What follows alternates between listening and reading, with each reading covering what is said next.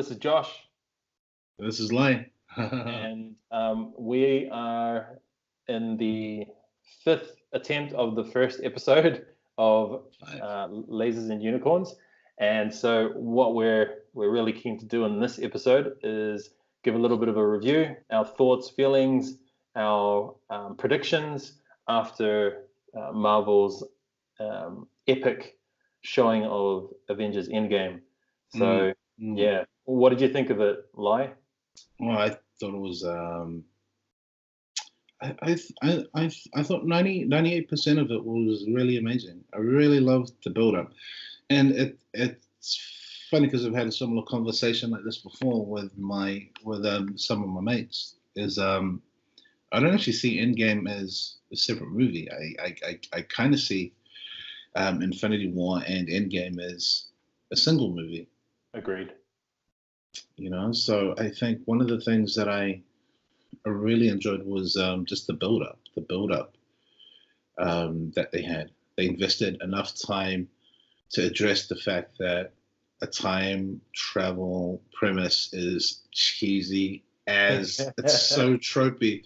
Yeah. So I think they did great service to selling that idea, because if people couldn't, because if they couldn't sell it, and if there weren't any stakes, none of the beats that landed at the end of the movie would have been meaningful.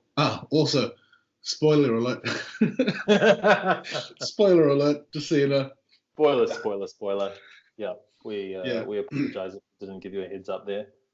Yeah, we should have seen that already. You don't have an excuse. Yeah. I was chewing at the bit, man, because it came out on Wednesday in Australia, and then my girls were going to see it on the Monday with their granddad. He took them to gold class. So wow. So I said, yeah, I know. I said, when you girls go, order everything. And so they went hard. Like, he came out, and it was him. So it was him and Nana, and then it was the three girls that went. And so I think the tickets were like $200, and then the food was $200. So it was like, in hindsight, maybe I shouldn't have let them get adult meals. But no, my girls were soldiers, and they actually came out of it really a little bit depressed and disappointed. And it's so funny, man. I've taught them well in a way. Why? Well, the reason they came out disappointed was that, so Hayden, who's the oldest, she came out and she said, "Oh, it was okay, but it was really, wasn't happy with the way it ended." And the single reason they weren't happy with the way it ended was because I said to them, "Whatever happens, I hope Falcon doesn't become Captain America." And so, because you and I know the comics, right? And I know. And we both know that he's dipped into the role every now and then. Now, I've never had a problem with the comic, but I've always had a problem with the casting of Sam in Avengers. I've had a beef with him. I've had a beef with War Machine, and I've tried to explain to the girls. They're like, "Oh yeah, he's all right," and of course they've never seen the comics, so they don't know how War Machine is supposed to be. Like, he's kind of like a smarter, more intelligent, better acting version of Jai White, right? Michael Jai White. And then it's almost kind of similar for how Falcon was portrayed as well in the Captain America comics. So yeah, when they happened, they were more so just feeling sorry for me, because they knew how hungry I was. You were just waiting for Bucky to pick it up and be like, "Oh, at least, right? At least." Now, obviously, you and I already know that Marvel's gonna work on that miniseries with Bucky, Hulk and the Winter Soldier and the Hulk. Yeah, and I think it's with Falcon, isn't it? It's Falcon. Right? Falcon. Sorry, Falcon. Yeah. Falcon. So we'll have to see what happens there. It sounds like a buddy travel thing. I'd be quite happy if they don't have it, to be honest with you. I don't. I mean, I can understand why.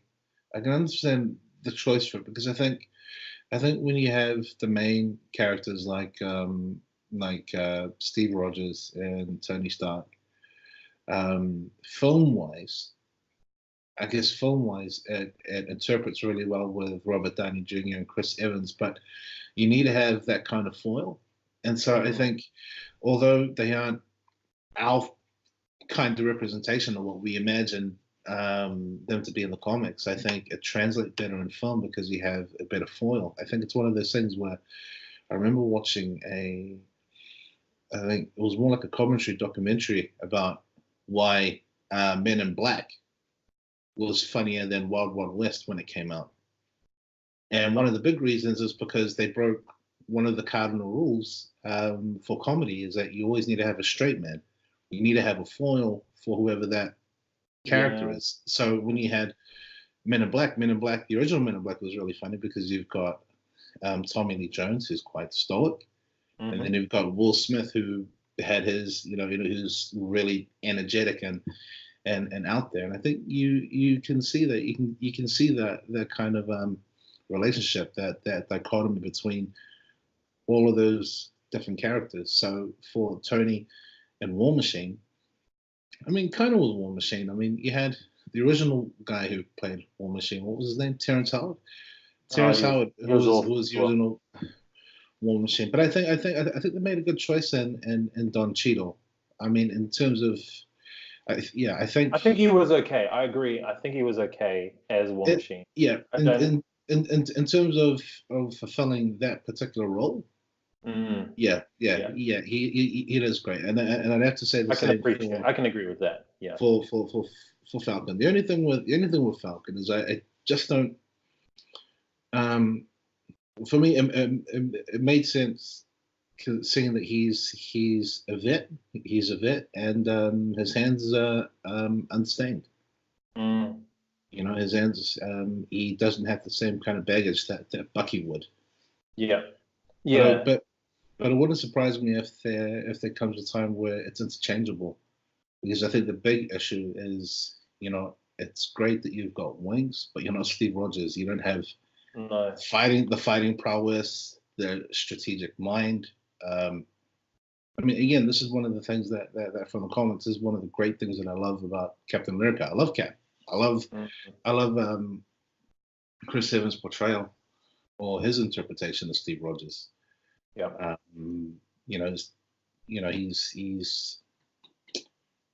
He's kind of a dork, but he's he's genuine, and he's quite sincere, and I quite like that. I felt that the acting was amazing. I was really impressed with the acting. Yeah, I agree. So in that regard, yeah, man. That's pretty much my take on it. That's my take on with that. But I definitely feel you. Because I think it would play very differently if you had, let's say, for example, if you had, what's his name? If you had Michael J. White, because I think Michael J. White is awesome. I think he's an awesome actor, given the proper material and direction. Yeah, 100%. And Idris Elba. Can you imagine Idris Elba and Michael J. White? See, man. These two beautiful, ridiculously handsome black dudes, they'd be like, Captain America, you don't look so much of like a captain. You don't really look super standing next to these dudes. Yeah, that's it. Idris Elba would have been quite impressive as, say, War Machine, potentially, you know what I mean? And it'd be interesting to see the chemistry. I did love how the movie, I agree with you, how the movie is almost just like a part two, or it's the second half of Avengers Infinity War. I think it'll be beautiful to watch them hand in hand, like in one sitting, or 5 hours. No, definitely. I think if I were to watch them, I'd probably watch them. I mean, my favorite Avengers Marvel movies were the ones directed by the Russo brothers. Man, I've got to tell you, the Winter Soldier is still one of my tops, man. Winter Soldier, Civil War, and the two Infinity and Endgame ones. And probably one of the other best comic book adaptations, Into the Spider-Verse. Holy heck. Oh, yes. That is a work of art, man. That was my favorite of 2018, which is saying a lot because Infinity War came out last year, right? The fact that, that one came out, it just kind of shook everything. But I did love how with Endgame, with Endgame, it was kind of like this love story to us as fans as well in many ways. It It was was. completion of character development. It was helping to tie up a lot of loose ends that they could attempt to do within the 3 hour setting. It was Mm. trying to give a little bit of action. And ultimately, for anyone that had a gripe about it being long-winded, boring, not paced well, I think a lot of that's going to come down to the fact that they haven't built up the equity with these characters and Yeah. with this entire arc that everyone else Or has the from investment. the They moment they don't invest. watched. Yeah, Yeah, they weren't exactly. invested since Iron Man came out in 2008, right up until Endgame came out now. Jeez, that long. And so we were just watching Iron Man last night. Mm. And even Toya, my wife, was sitting there. She was watching it, getting into it, but it just holds up so well. Like Mm. the graphics, the character development, the even the movie, and Iron. Sorry, I've forgotten the name of him now. But the main antagonist in the movie Mm. is like he wasn't the greatest like villain in the movie in all Mm. movies, but he was perfect for that movie. Does that make sense? And Yeah, so yeah. yeah, when you kind of connect them all together, it was beautiful. And I actually I had moments in Endgame that I was just cracking up at, and my wife was like, "This is so boring," and I'm like, "It's all right. You're not about this life." As soon as the movie started, and then I had the scene with Tony, and he looks thin, and he was on the plane, on the spaceship. She was like, "Is he dead?" And then by the third comment that she made, I was like, "You can't talk to me anymore. You haven't done your homework." And then I went back to watching it, and I But said, can "It's you like, not see he's starving? Nebula's fine, but can't you see that he is literally dying? He hasn't eaten for like 20, almost a month. But you're exactly right. I think it's all about that investment in equity. And so I think Kevin Smith said it best as it was the ultimate fan service movie, and I think I felt in a lot of ways it tied up a whole lot of loose ends. It's a funny thing. I was having a conversation with my sisters because they're not big fans of Thor Ragnarok, but for they're just me, going, hey, for well, the thing is, I think it's really about kind of understanding what Infinity War and Endgame represented. Because the fact of the matter is that we knew that shucks, dude, people are going to die. We're going to be losing mm, people in this one, so it's going to be dark. yeah." So rather than having two depressing movies, you don't want three depressing movies Yeah, because that shift in tone I think was really important, and I quite like that because so many of the things paid off.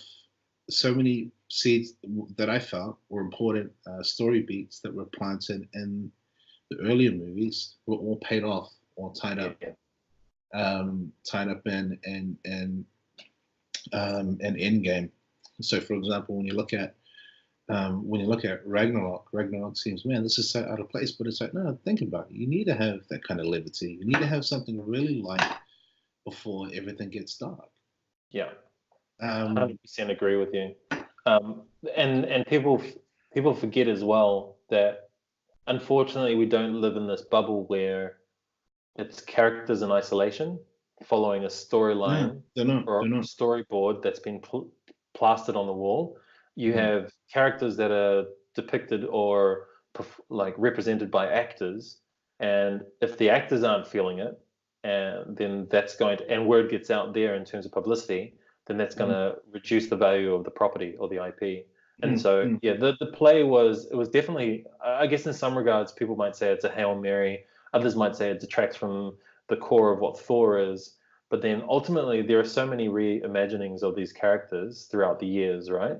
That anything can Yeah. kind of go. And the fact that they pulled that off with Taika Waititi is it's incredible. And yeah, it did set it up beautifully for what we saw in Endgame, where Mm. suddenly we just had this massive hulking mass of what used to be the great Thor.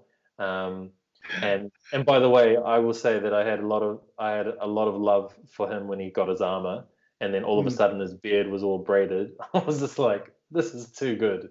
This is too good. I know. Those were, actually, I'm gonna say, I think for Thor, I know it was played for laughs, but man, I could so relate to what Thor was going through in that. It's so funny. I actually, somebody I follow on Instagram posted Thor eating his guacamole off his stomach, and he made the comment something along the lines of, "Oh, look at Thor, he's become, he's a bitch, with his feelings, whining all the time." And I had to miss it. I had to say something because it's like, no, dude, actually no, because I can relate to that. I've been in that situation, and a lot of, and a lot of us have, where we've had our hearts broken. We've lost people.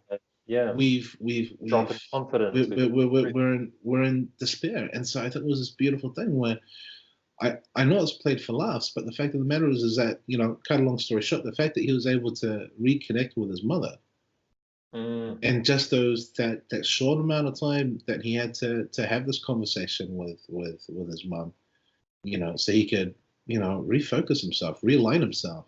Yeah. And then when you've got the affirmation of the fact that the hammer came back to him, just for him feeling that he was worthy again, and people, like, this is the thing that I had to make the point, is that it's a good thing that he was whining, that he was expressing his feelings, because too often guys especially bottle that up.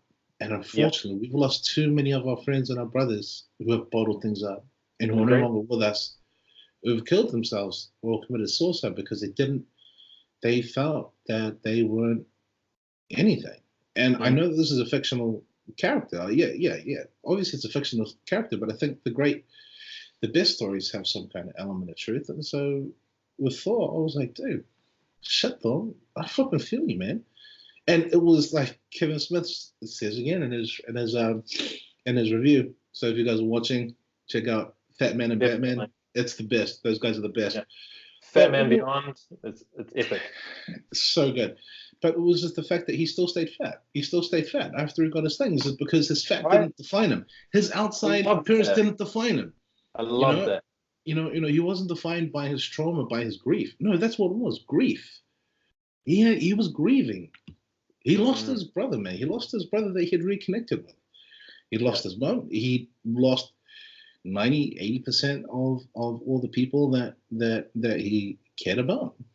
And he had to do a full reevaluation of what his purpose is. It's because the fact of the matter is, I think, if we're completely honest, from the first Thor movie, we know that he was never intended to be king. He's a bit of a dick. He's a bit of a douche. He's a doofus, but he's a warrior. He's not a king. And so it's just this whole thing about the expectations that we put on ourselves to live up to other people's expectations. And I think it spoke a lot about Thor's growth. Just we never recognized that actually Valkyrie is the best person for this. I'm not a king. The idea of a king is great, but the reality is, I want to be as Guardians of the Galaxy. I want to go out and just look handsome and stuff and fight things. And there's nothing wrong with that, Thor. There's nothing wrong with that. There's nothing wrong with that. So I felt, maybe I'm just clutching at straws, but I think that there was quite an impactful lesson that I saw from that. I was like, man, good on you, Thor. Car pie, Thor. Car pie. And I think you hit. I think you didn't just clutch at straws. I think you've touched on something that's really important, and that's probably why a lot of people had an affinity with the character in Ragnarok to Endgame. Is this beautiful arc? So one of the masterful things that Kevin Feige did, right? And Mark Bernardin highlighted this in their recent Fat Man and Beyond episode, was how Kevin Feige is a master of the instrument, which is the entire Marvel universe. Like that's his instrument. It's not just him being able to produce one movie or to be able to screenwrite another thing or to be able to act or whatnot. He's this masterful conductor of all of these intricate instruments in these sections in these areas of an orchestra that is the Marvel universe. And for him to be able to assist in the further development of the characters like Thor and like the Hulk, and to be able to navigate that tricky terrain of never being able to truly give Hulk a movie, but yet still make him a mainstay character I think was beautiful. If you had to pick, so why don't we do this then? If we had to pick, like, let's go through the best part of Endgame that you liked. So your high of Endgame, maybe the low of Endgame where you thought, oh, that was kind of thing. And then I've got a trick question for you that I'll put out there. Who do you think is the MVP of Endgame? So three things: highs, lows, and who would you name the MVP? Okay, MVP is the rat. The rat is the MVP. Oh, the man. Yeah, that is true. The rat is the MVP. The universe, somehow the That was going to be universe had mine to speak. too. So So, you nailed it. Yeah. But No.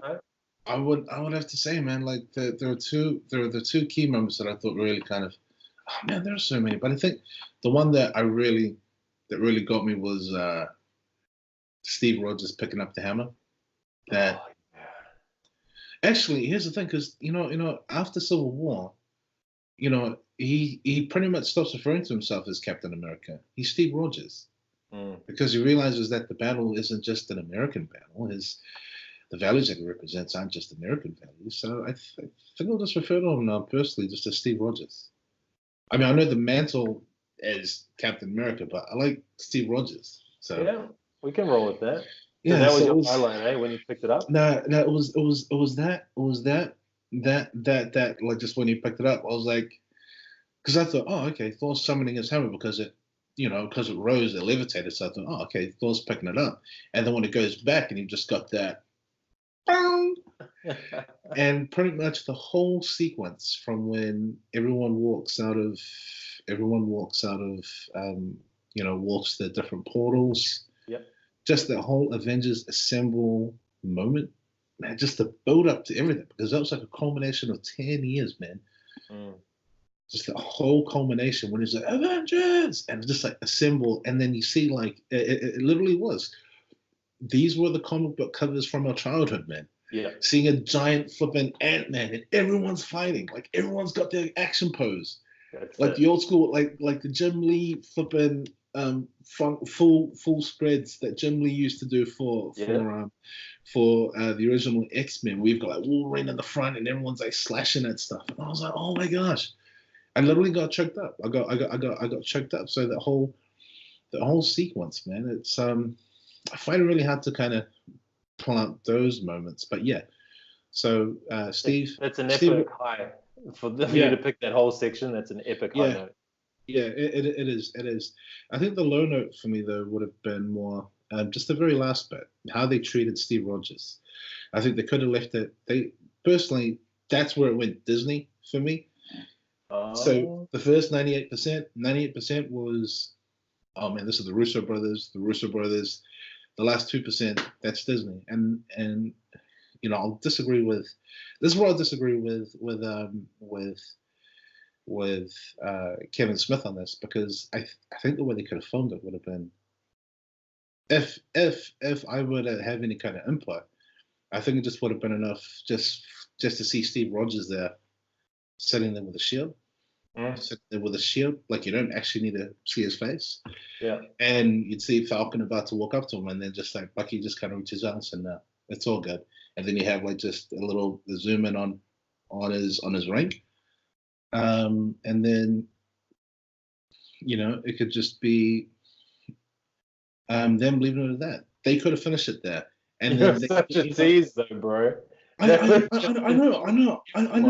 But that would have been a beautiful way for me to end it. Is that if they ended it, they could have just ended it on that song that you always, that Steve Rogers listens to, like, oh, the last dance. But because once you see the ring, you see, oh, okay, so we finally married Peggy, and you start to draw your own conclusions. So you're saying that they would jump to that Peggy dancing scene, so they wouldn't just cut it all together. They wouldn't even need to. They wouldn't even need to. I just would have liked that, because I think sometimes I don't like things. I don't like things being spelt out, and I'm like, and so that would have been quite a touching thing, because then what you could have done is that when you'd have you could have used it in the next movie that they'll probably have with a continuation in a world without Steve Rogers or Tony Stark. So yeah, I think that's the thing that I would have changed. I mean, the other stuff is kind of minor, but it just explains some stuff made sense. So, for example, when you've got Black Widow dying, so so that's why they didn't come up with the movie. But when you see but when you see the way that she went, I'm like, oh man, this makes sense. Yeah, Kind so of makes sense, doesn't it? yeah, It was also a little bit of bittersweet. So I would actually put Black Widow getting killed off in a way as probably as maybe one of my lowlights. Like mm, the fact that the one girl in the Avengers gets axed yeah, when you had this pretty decent build up with Hawkeye, and I get it, like Hawkeye reunited with his family, cool. But yeah, in terms of collateral damage, it might have been nice to see him kind of kick the bucket. But that's kind of my opinion when I'm thinking of her story arc overall, which mm, really it was never a story arc. If not for Age of Ultron, we would know, like we would have as much love for like Hawkeye's character as we do already for Black Widow, right? yeah, yeah. Because we would never have met his family. So Mm, that was a little bit of a weird one for me. I think technically the fact that like through serendipity, all of Peter Parker's friends all disappeared with him, and they were all coming back the same age for mm. Spider-Man Far Away from Home. I found Yep, that yep. interesting as well. It's like, oh, okay, so Spoilers. yeah, spoilers. Um, and so yeah, I was kind of at odds with that whole time jump thing. But oh yeah, you're right. There are so many great scenes in this movie that it does get quite hard to think of just the number one thing. Yeah. Um, I did find, and so this is a little bit of a cheat, but I did find in terms of the highlights, I found all the character moments with each of their respective loves like Mm, quite I felt that was quite special. So mm. Tony with his dad, Yeah, I thought yeah. Captain America like standing by the rule of don't mix, don't get involved, anything like that. When he was just Mm, like a window pane away from Peggy, I thought, wow, that's incredible. To see him being consistent as a character and not just being like knock knock knock, look at me, come give me a hug, mm. then I got to. Because at that point in time, he was never That going to would have see her. ruined everything. That would have ruined Yeah, everything. it would have ruined everything as It well. would have changed everything. Yeah, and then like you said, that moment with Thor. So just the character moments I found as a beautiful highlight. And Mm. yeah, it's so funny how you said that about comics, and then how you used to have all the crossovers or those wide like kind of three pane fold out Oh, I uh, know. Bang. sequences. You and I could we have ever imagined that 20 years, maybe 20, 25 years from now, that or like ago back then when we read it, that we would ever see these characters in real life moving on screen in action sequences that actually look good? Yeah. And with the music and everything. And I think this is, I mean, this is a credit. This is the thing. I think this is the great credit to Kevin Feige and the Russo brothers, Mm, and that story writing team is the fact that those people are proper fanboys. This is something that they yeah, love, and so it's a movie for fans by actual fans that they were familiar enough with the characters to make the necessary adjustments and to pay it proper homage because there's some stuff that won't translate to film. yeah. But having that understanding that, man, this is a character that I grew up with my whole life. This is the kind of idea of a person that I really, this would be like if we were able to make our own, if we were to make our own movie where we'd have our own representation of Optimus Prime, for example. Oh, yes, yes, that's it. Mm. And so and It so will and come. so, We will have yeah. that day. Well, Bumblebee was really flipping promising, man. I was like, It oh was. my gosh, I'm seeing all It these was things I so never figured I'd. And so, all of these young ones, I don't think they quite understand, but it would be, yeah, it was just, yeah, it was really moving, and I think this is the thing that I really love about great stories is that they captivate you and they pull you in, man, and no, you I find like agree. empowering moments. and I can't wait for the next phase as well. Like it's been a beautiful setup into the next phase. I'm quite happy, to be honest with you, seeing all of the Avengers characters kind of fall into the background. You'll continue to have your individual story arcs like Black Panther, Doctor Strange, etc.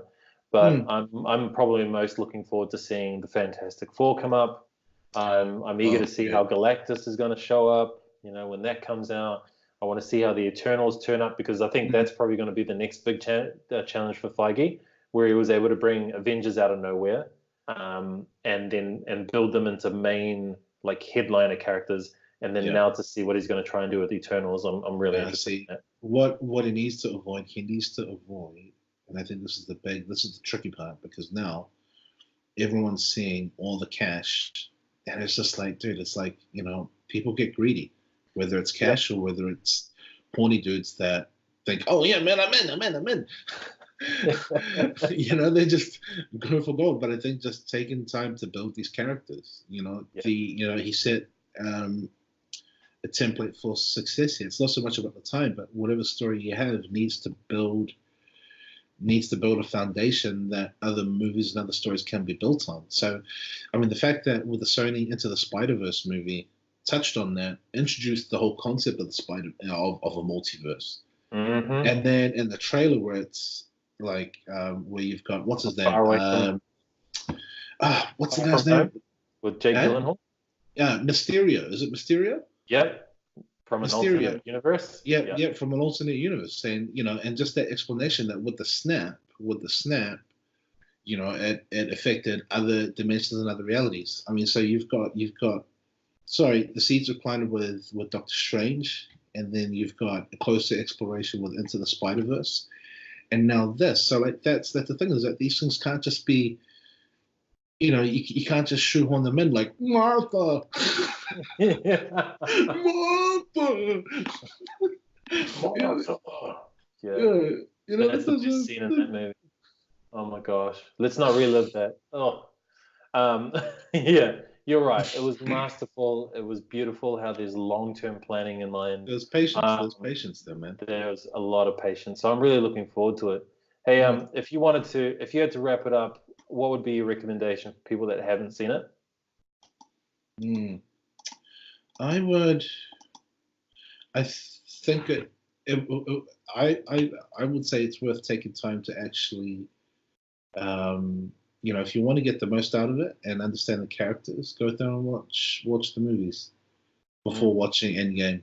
It's great on its own, but I think in terms of when I think about my experience that I got from it, the stuff that I loved from it, man, I wouldn't have had that experience if I hadn't had the same experience watching Avengers for the first time in Manukau with a mostly Polynesian crowd just getting so excited at it, because that was the thing. I wasn't the only one screaming. Everybody was screaming when Cap picked up the hammer. Everyone was like, yes! That's it. It's those kind of moments that you never forget as well. So I'm in the same boat with you. I definitely recommend that people bite the proverbial bullet or swallow the concrete pill if they feel it's that, though it won't be when you are watching them. And then just enjoy the journey from first Iron Man through the Avengers, through to Guardians of the Galaxy, Thor Ragnarok right to the end. And it's this beautiful, beautiful piece of history that you'll be able to relive. So, yeah, I'd say get out there, see it, and then go and enjoy Endgame. Enjoy Endgame at least 2 times. Go when it's noisy, and then go back when it's quiet. I think you get a lot out of it. Do it. I fully agree, man. I fully agree. But I will say this. Else you'd like to say in closing? Captain Marvel, man, I love her. Such a babe. She's the best. No, well. Here's the thing. This is what I loved about the Captain Marvel film, is that she's quite a different character, and I quite like that she speaks in a small voice. Hey, I'm Carol Danvers. Hey, how are you? I just rushed up. Yeah, so it's cool because everyone has this kind of really kind of out there kind of lyrical tone. So everyone's just I'm Tony Stark. I'm Captain America, Steve Rogers. But then you get Carol Danvers, and she's just kind of like a normal person. Just like really plain. Like I like that she's played playing because it actually really stands out. So credit to Brie Larson, man, because I really felt her anguish because you could see from the Captain Marvel film when she realizes that she's been brainwashed and she's been fighting this unjust war, and so just her feeling that, oh man, what have I done? Because she's not a terrible person. She's an incredibly strong person. She's a fighter pilot. Yeah. She's a warrior. She's a proper warrior, a proper badass. And so the fact that when you see her again in Endgame, the reason why she's so emotional is she probably saw all of the scrolls that she saved, that she spent the last 20 years helping, just vanish. Yeah. Her friends and her family over there. And then, but again, the fact that the only way, because if you had Captain Marvel there right from the get go, I mean, it'd be a very flippin' short movie. So it made sense that, she came when she did. Yeah. So she'd have to go back on the other side of the galaxy to do the stuff that she had to do. Because you saw just how badass she was. I mean, just when she rocks up with her short little haircut and she's like, "So Peter Parker, hey, hey, Peter Parker." It was like That was such a good scene. Oh no, just the delivery and everything, just that kind of awkward. Dude, we all know people like Carol. We all know people who are just They silent just but kind violent. of break it. There's I know, you yeah. feel this kind of this thing that's there, and then they just come right in, slice right through, and then you're like, oh, okay, well that's a relief. Yeah, the silent but violent type, man. Silent but violent. So just a quiet person, but not shy, just confident, but this quiet confidence. That's what I Very find. self-aware, very self-aware. I really dug it, man. I really dug it. Yeah, I dug it. So So everyone, get out and see it. Got to see it. please. And then next episode, I think we might have to cover off. Oh, what's another one that we can go into in episode 2, my friend? Episode 2. I'm thinking, we could probably just we could take any questions from any of our vast mini fans base, from our huge base of subscribers. Yes, exactly. You start writing questions, I'll start writing 10 questions, and then we swap them over. Yeah, or we can just do it off the cuff, because I think it's probably easier for us to talk about the stuff that we came across that we found really, really interesting. Yeah. But Game of Thrones, man, what do you think of the most recent Game of Thrones? Oh, that's the one that we're going to talk about, man. I think that's it. Episode 4. I think it's good. It's nice to see the slow erosion of sanity that's at play at the moment. I just think it's such a shame. Such a great build-up in some regards. The anticipation of some of these big key chess pieces, and then they're just easily taken off the board. They're planting seeds, man. They're planting seeds, and so that's a good thing. However, the real issues that I kind of had, that I felt personally, I mean, the whole thing with, I felt some parts were just a little heavy-handed. I think for Brienne and Jamie, yeah, there was a lot of fiction there, but just kind of jumping right into it. I was like, no, there's no. I mean, I know you've only got like literally 2 episodes left. It's not gonna work. Just keep it as this thing that's there. And like, it could have been a nice crescendo, and then it could have been a crescendo to the end that's similar to your Captain America end, where you don't have to show anything being done. You don't. You don't have to spell it out. You don't have to spell it out. Yeah. Sometimes it can just be, here's the thing, so for example, Tormund could tell. He was able to tell what was going on. But why can't he just let us just leave it at that? I thought it just seemed out of character for Brienne. So that was one of the things. I think if anything, we're just seeing, it's interesting that you bring up the whole idea of the erosion of sanity, and I think